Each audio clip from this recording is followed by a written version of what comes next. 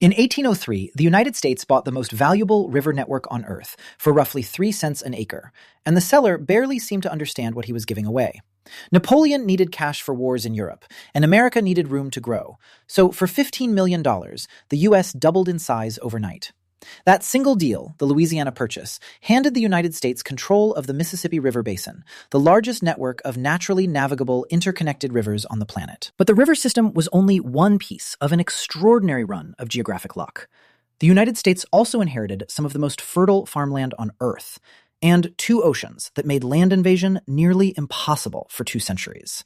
No other major power in history has stacked quite this many geographic advantages on top of each other. Most great powers had to fight brutally for a fraction of what America inherited essentially for free. China is now spending trillions of dollars trying to artificially engineer versions of the exact advantages the US got by accident. And missiles, drones, and cyberattacks are quietly eroding the ocean-moat advantage that once made America nearly unreachable. So how much of a superpower's rise actually comes down to geography? And what happens when that geography stops being enough? Start with the rivers, because almost nothing about the American economy makes sense without them. The Mississippi, Missouri, and Ohio rivers together drain about 40% of the continental United States into a single connected system. That's an area covering all or part of 32 states, all funneling toward one outlet at New Orleans. No other country on Earth has a comparable network of interconnected, naturally navigable rivers at this scale.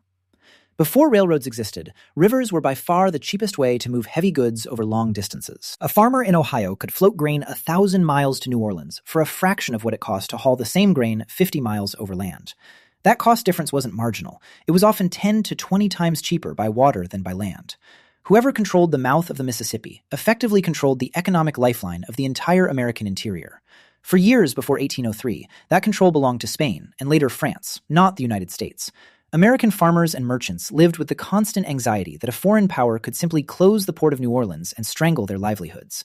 President Thomas Jefferson understood this danger clearly, which is why he moved so aggressively to negotiate access. He sent envoys to try to buy New Orleans alone, expecting a difficult, drawn-out negotiation. Napoleon, facing a costly slave rebellion in Haiti and renewed war with Britain, shocked the American negotiators by offering the entire Louisiana territory instead. The final price came to about $15 million for roughly 828,000 square miles. That works out to less than 3 cents an acre, an almost absurd bargain even accounting for the era. Overnight, the United States controlled the entire Mississippi Basin, from the Gulf of Mexico up through the Great Plains. That single transaction is arguably the most consequential real estate deal in modern history. It didn't just double the country's land area, it secured the internal transportation network that would power American growth for the next century. Rivers alone weren't enough, though. They needed to connect to the growing cities of the East Coast. That's where the Erie Canal comes in, a project many politicians at the time dismissed as an expensive fantasy. Completed in 1825, the canal connected the Great Lakes to the Hudson River, and from there, straight to the port of New York City. Before the canal, shipping a ton of goods from Buffalo to New York City cost around $100 and took roughly 3 weeks by wagon. After the canal opened, that same ton could move for about $10, and the trip took barely a week. That's roughly a 90% collapse in shipping costs, practically overnight, for anyone moving goods along that route. Cheap transportation meant farmers in the Midwest could suddenly sell grain profitably in East Coast markets, and eventually overseas. It also meant New York City could import raw materials and export finished goods faster and cheaper than any rival port on the eastern seaboard. Within a few decades, New York eclipsed Philadelphia and Boston to become the country's dominant financial and commercial center. That dominance traces directly back to a canal that critics once mocked as Clinton's folly, after the governor who championed it. Cheap internal transport did something else just as important. It let American industry grow without relying on heavy state control of trade routes. In much of Europe and Asia, governments historically had to tax, regulate, or militarily control key choke points just to keep goods moving safely. America's rivers and canals were simply already there, waiting, without requiring the same level of centralized control or constant defense. That let capital and labor organize around efficiency rather than around protecting fragile supply lines. Underneath all of this cheap transportation sat another inherited advantage: the soil itself. The Great Plains and much of the Midwest sit on a soil type called mollisol. some of the most naturally fertile farmland found anywhere on Earth. Mollisol soils form over thousands of years under grassland ecosystems, building up thick, dark, nutrient-rich topsoil. The United States holds one of the largest contiguous stretches of this soil type in the world. Combine world-class farmland with world-class river access, and you get a country that could feed itself, and eventually much of the rest of the world, at remarkably low cost. That agricultural surplus freed up labor to move into factories, cities, and eventually entirely new industries. You cannot industrialize quickly if a huge share of your population is barely growing enough food to survive. America's geography solved that problem before industrialization even fully began. Then there's the advantage that's easiest to overlook, because for 200 years it simply worked silently in the background: the oceans. The Atlantic and Pacific Oceans insulated the continental United States from land invasion in a way almost no other major power has ever enjoyed. No hostile foreign army has landed and sustained a large-scale invasion of the U.S. mainland since the War of 1812. Compare that to Europe, where borders shifted repeatedly through war for centuries, or to China, which faced repeated land invasions from multiple directions throughout its history. The U.S. also shares its only two land borders with Canada and Mexico, both far weaker militarily for virtually all of modern American history. That combination, weak neighbors and wide oceans, meant the United States rarely had to divert massive resources toward defending its own homeland. Military spending could focus on projecting power abroad, rather than constantly guarding against invasion at home. Economic policy could prioritize growth and infrastructure, rather than defensive fortification along contested borders. It's difficult to overstate how much of a head start that security provided over the long run. Put all of it together, a continent-spanning river network, some of the best farmland on the planet, and oceans that functioned as a natural moat. Most nations get one or two of these advantages, if any. The United States got all three, layered on top of each other at almost exactly the moment industrialization was becoming possible. That timing matters as much as the geography itself. Britain industrialized first, but on a small island with limited farmland and no comparable river network for continental-scale transport. Germany and France had strong industrial bases, but faced constant pressure from neighboring powers on land borders. Russia had enormous territory, but lacked the warm water ports and river connectivity to move goods as efficiently.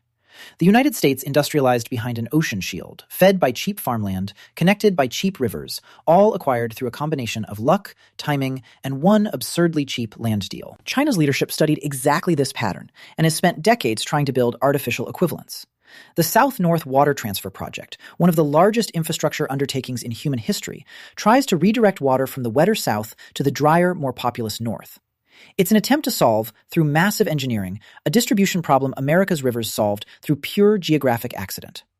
China's Belt and Road Initiative similarly tries to build the kind of secure, controllable trade routes that the U.S. inherited essentially for free with its river system and coastlines.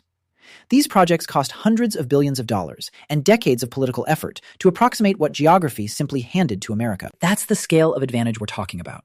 Trillions of dollars in deliberate engineering, chasing what one favorable land deal and a few oceans provided by default. But geographic advantages that once felt permanent are no longer as absolute as they used to be. The ocean moat that protected the U.S. from land invasion for 2 centuries does very little against a modern intercontinental missile.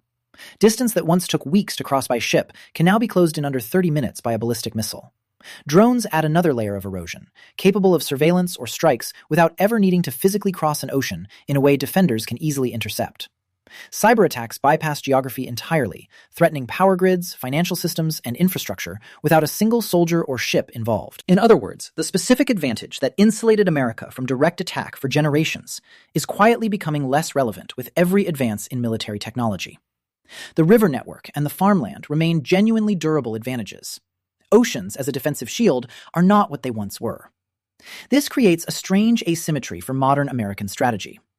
Economic geography still favors the U.S. enormously. Cheap internal transport, abundant food production, and massive coastlines for global trade. Security geography, on the other hand, has been steadily catching up to the rest of the world for decades. That shift explains a lot of contemporary U.S. military strategy, from missile defense investment to a growing focus on cyber and space capabilities. You're essentially watching a country try to compensate, through technology and alliances, for an advantage that used to come completely free. None of this means American geographic advantage has disappeared. The Mississippi Basin still moves staggering volumes of grain, coal, and industrial goods every single year, at costs river transport made possible 2 centuries ago. American farmland still produces enough surplus to feed a huge share of the world, not just its own population. Those advantages are structural, embedded in the land itself, and they don't erode the way pure military geography does. It's really the security side of the geographic story that's shifting most rapidly. And that shift matters because so much of American strategic culture was built on the assumption that the homeland itself was essentially unreachable. Losing that assumption, even partially, changes how a superpower has to think about risk, spending, and alliances. It's a strange kind of vulnerability, not losing an advantage outright, but watching its value slowly decay as the rest of the world catches up technologically. Meanwhile, every other major power is racing to build artificial substitutes for what America received through pure geographic accident. That race alone tells you how valuable those original advantages actually were. Nobody spends trillions of dollars re-engineering a river system that didn't matter. For the average person, none of this shows up as anything dramatic. It shows up as cheap groceries, reliable shipping, and a level of physical security most of the world has never experienced. Almost nobody buying groceries thinks about a $15 million land deal from 1803 or a canal dug by hand in the 1820s. But the price on that shelf, and the fact that a shipment even arrived reliably at all, traces back through exactly that chain of geographic luck. It's a reminder that a surprising amount of national power isn't built, it's simply inherited from the shape of the land itself. The United States didn't earn its river network, its farmland, or its oceans through any particular genius. It won a geographic lottery, then built an economy and a military smart enough to actually capitalize on the ticket. Whether that lottery win keeps paying dividends now depends less on the land itself and more on how the country adapts to threats that no longer respect oceans at all. Geography built the foundation, but in an age of missiles and code, holding on to the advantage takes something geography alone can no longer provide.